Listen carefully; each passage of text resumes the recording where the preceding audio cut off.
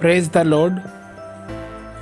भजन संहिता 19 12 number से 14 number तक पढ़ेंगे। वचन में लिखा है, अपनी भूल चूक को कौन समझ सकता है। मेरे गुप्त पापों से तू मुझे पवित्र कर। तू अपने दास को ढिठाई के पापों से भी बचाए रख। वे मुझ पर प्रभुता करने ना पाए। तब मैं सिद्ध हो जाऊंगा और बड़े अपराधों से बचा रहूंगा। मेरे मुंह के वचन और मेरे हृदय का ध्यान तेरे सम्मुख ग्रहण योग्य हो। हे यहोवा परमेश्वर, मेरी चट्टान और मेरे उद्धार करने वाले। जीवते पिता के परमेश्वर के ये पवित्र वचन है। बिल्कुल क्लियर लिखा है कि भूल चूक को कौन समझ सकता है। अपनी भूल चूक को, इंसान से भूल चूक होती है। यदि इंसान सोचे कि मैं बिल्कुल सही हूं, तो वो सही रहता नहीं है उस समय, क्योंकि मनुष्य का जो मार्ग है, मनुष्य को अपनी दृष्टि में वो ठीक जान पड़ता है, लेकिन मनों का जो जांचने वाला है वो परमेश्वर है। इसलिए कभी भी कोई भी मनुष्य अपने ऊपर अधिक विश्वास रखता हो और जरूरत से ज्यादा अपने ऊपर भरोसा रख के बैठा हो कि उसका जीवन बिल्कुल सही और सिद्ध है, तो प्रभु के वचन में लिखा है कि कोई भी व्यक्ति अपने आप को उतना ना समझे जितना उसे समझना चाहिए। जो अपने आप को बड़ा बनाएगा वो छोटा किया जाएगा, क्योंकि मनुष्य अपनी दृष्टि में बुद्धिमान होता है, लेकिन परमेश्वर उसके मन को जानता है। नए नियम में प्रभु यीशु के पास एक रात्रि के समय एक व्यक्ति आया। उसने बोला, गुरु, मैं अनंत जीवन पाने के लिए क्या करूं? प्रभु ने उसको कुछ आज्ञाएं बता दी और उसने बोला कि मैं इनको बचपन से पालन करता हूं, मुझ में किस बात की कमी है।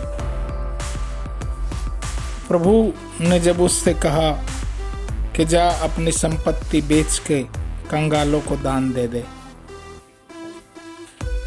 तो वो दुखी मन से वहां से चला गया। तो कहने का अर्थ यह है कि मनुष्य अपनी दृष्टि में अपने मार्ग पे जब चलता है तो उसे अपना मार्ग सीधा जान पड़ता है, लेकिन वचन यह कहता है कि अपनी भूल चूक को कौन समझ सकता है। तो अपनी भूल चूक किसी के समझ में नहीं आती है।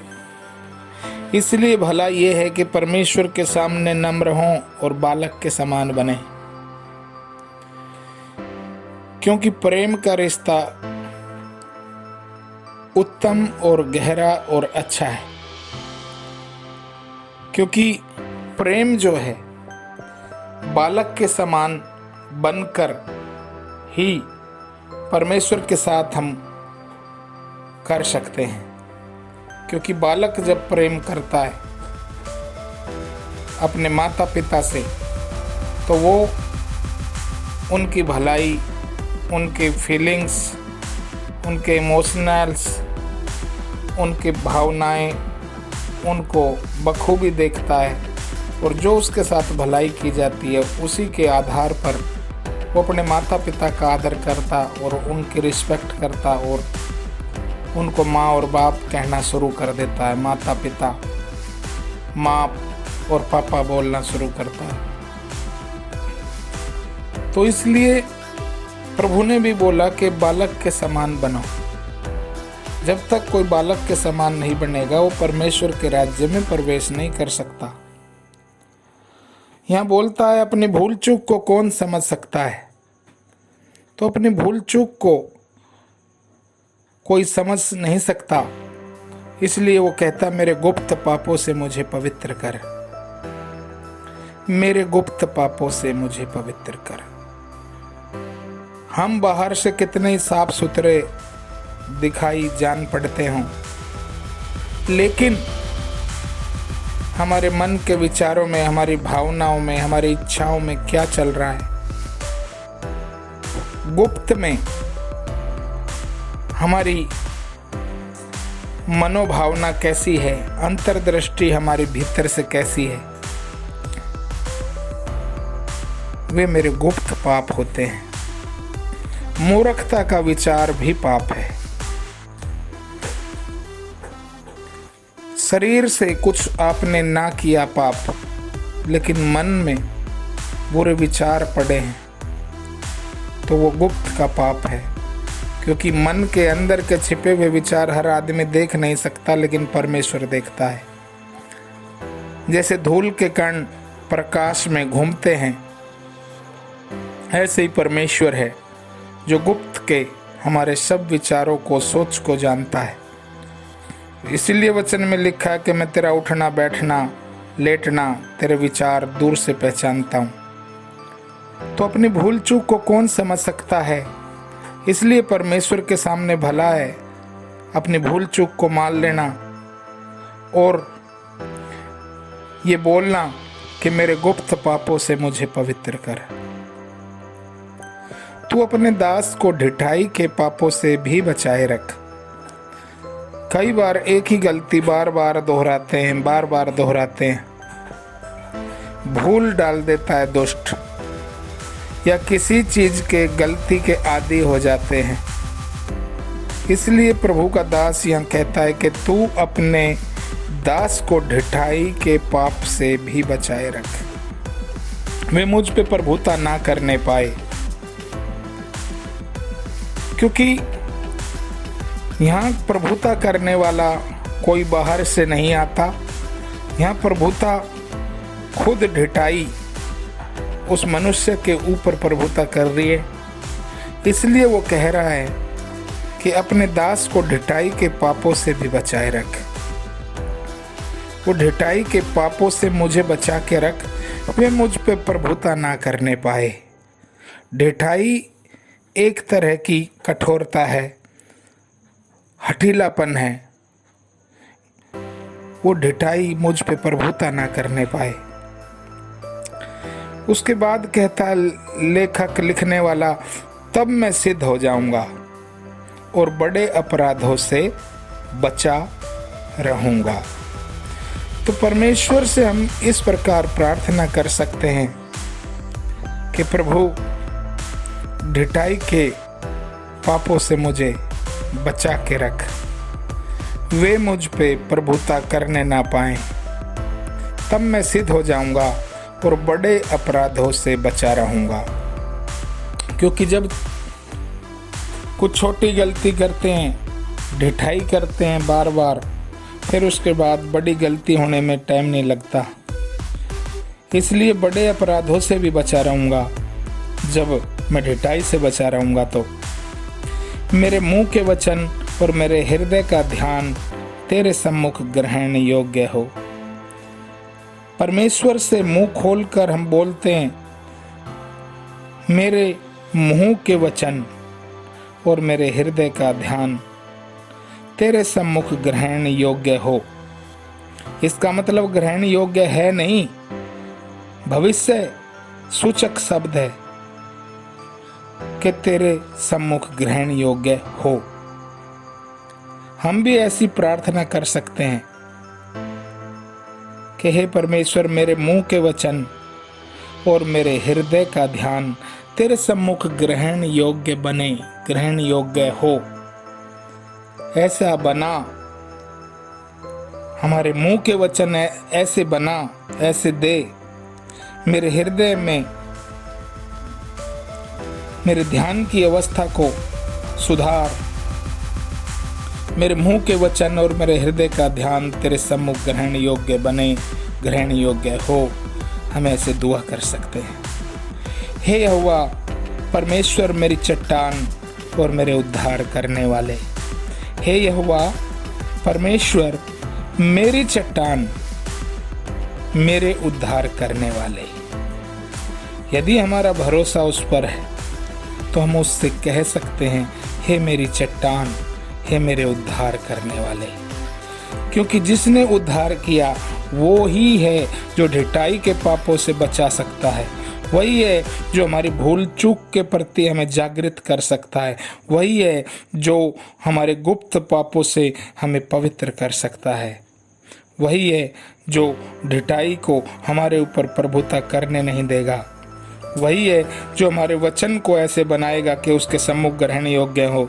वही है जो हमारे हृदय के ध्यान को ऐसे करेगा कि वो परमेश्वर के सामने ग्रहण योग्य हो। हे यहोवा, हे मेरी चट्टान, हे मेरे उद्धार करने वाले। ये एक अटूट भरोसा है, कभी ना डिगने वाला भरोसा।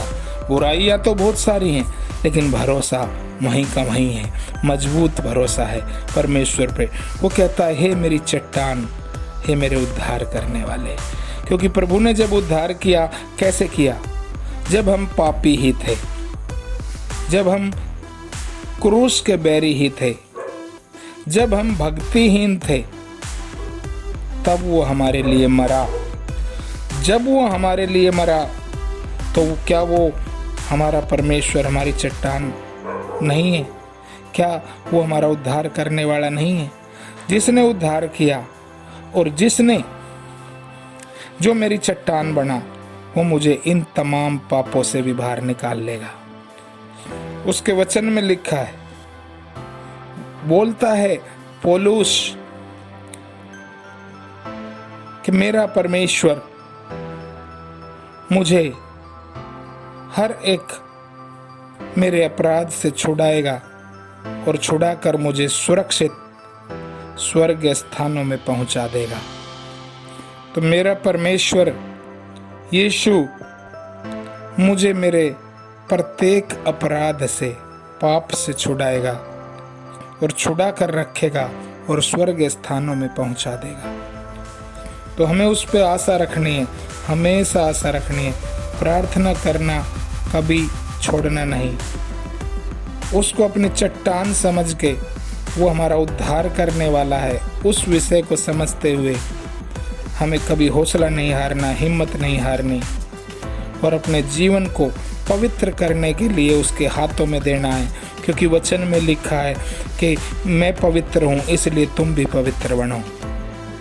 तो हमें पवित्रता के खोजी बनना है और पवित्रता को यीशु मसीह में जो है उसकी पहचान में हमें बढ़ना है।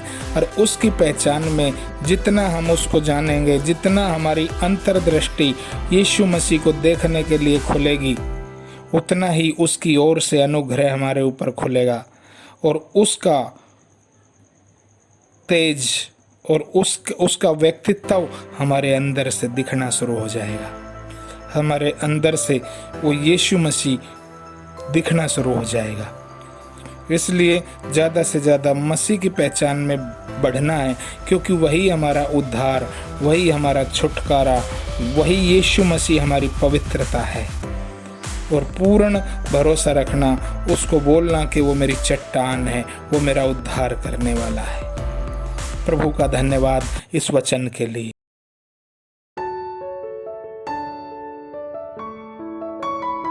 आओ हम प्रार्थना करें सिर झुका के। प्रभु यीशु मसीह अनुग्रहकारी, दयालु परमेश्वर, आप हमें ढिठाई के पापों से बचा के रख, वो हम पर प्रभुता करने ना पाए। अपनी भूल चूक को कौन समझ सकता है? हे परमेश्वर, तू मेरे गुप्त पापों से मुझे शुद्ध कर दे। हे प्रभु, मेरे मुंह के वचन और मेरा हृदय का ध्यान तेरे सम्मुख ग्रहण योग्य बने, ऐसी दया मुझ पर कर प्रभु। प्रभु, हमारे प्रत्येक बहन भाइयों पर ऐसी दया कर प्रभु।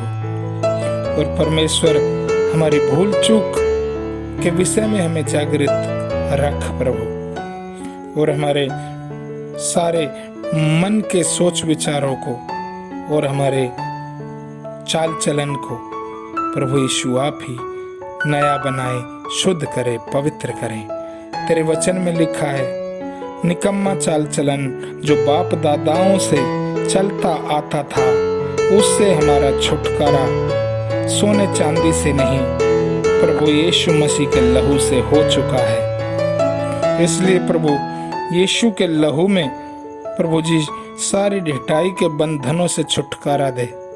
यीशु मसीह के लहू में विचारों में छुटकारा दे। हर एक बुराई और पाप के विचारों से, हर एक अंधकार की शक्तियों से छुटकारा दीजिए। हे परमेश्वर के पुत्र, हर एक बुराई से छुड़ाकर बचा के रखिए।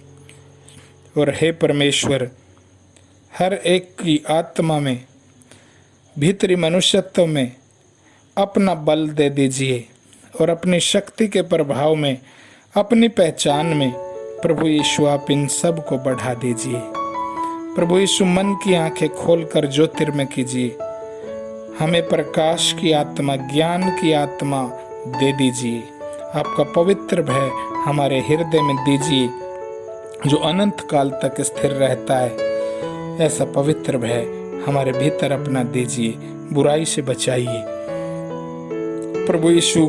जो कमजोरी में है, उनकी कमजोरी को दूर कीजिए। जो किसी प्रकार की निर्बलता में है, निर्बलता की आत्मा को हटा दीजिए प्रभु यीशु के नाम में।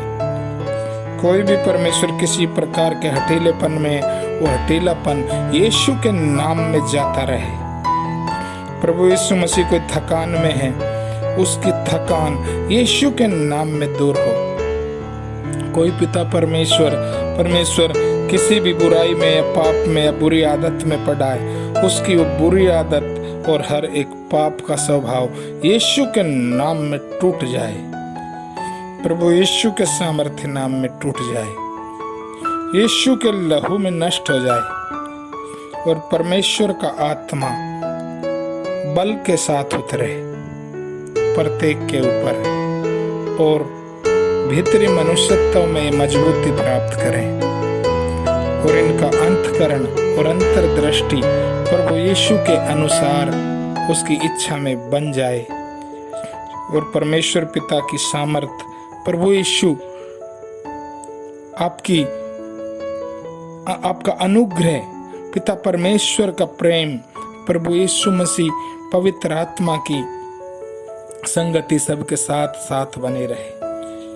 और ये तेरी सामर्थ का यश गाएं, तेरी सामर्थ को इनके ऊपर भेज और रिलीज कर दे प्रभु। तेरी सामर्थ में ये भले काम करने पाए। जगत की उत्पत्ति से पहले जो मसीह यीशु में आपने इन सब के लिए जो धर्म के काम रखे हुए हैं, उन धर्म के कामों को इन सब के जरिए आप लागू करें, शुरू करें। उन धर्म के कामों को पूरा करें जो जगत की उत्पत्ति से पहले मसीह यीशु में हम सब के लिए ठहरा रखें। वो धर्म के कामों में लग जाएं और सारे बंधनों से छुटकारा पा जाएं।